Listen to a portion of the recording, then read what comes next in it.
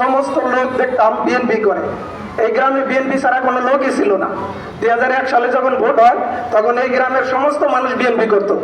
আর এখন এই গ্রামে বিভিন্ন ভাগে বিভক্ত হয়ে গেছে। শুধু কারণ একটাই, আমরা যারা নেতৃত্ব দেই, নেতৃত্ব স্থানীয় লোকজন আছি, তারা সবার সাথে মিশি না। না মিশার কারণে বিভিন্ন জায়গায় গ্রুপিং লবিং এইসব হয়।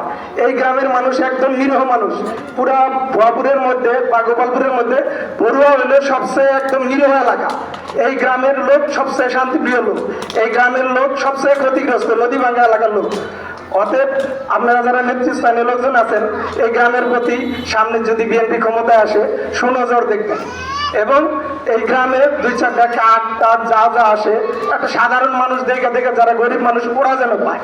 কিন্তু দেখা যায়, শোনা যায় বিভিন্ন জায়গায় যে 10টা কাঠ আইছে, অমুকে নিছে তমুকে নিছে।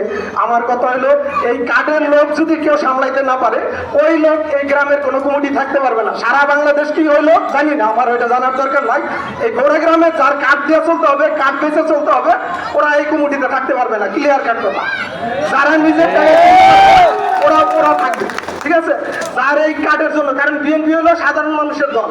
বিএনপির যে নেতা আছে আমাদের প্রিয় শ্রদ্ধাভাজন অ্যাডভোকেট আব্দুল সালাম মিদুল, উনার কাছে গেলে পৃথিবীর এমন কোনো লোক নাই যে ওনার সামনে যায় বলতে চাইছে উনি বলতে পারে নাই, এবং এমন কোনো কাজ নাই যে ওনার সামনে নিয়ে গেলে কোনো লোক ফিরত আসছে।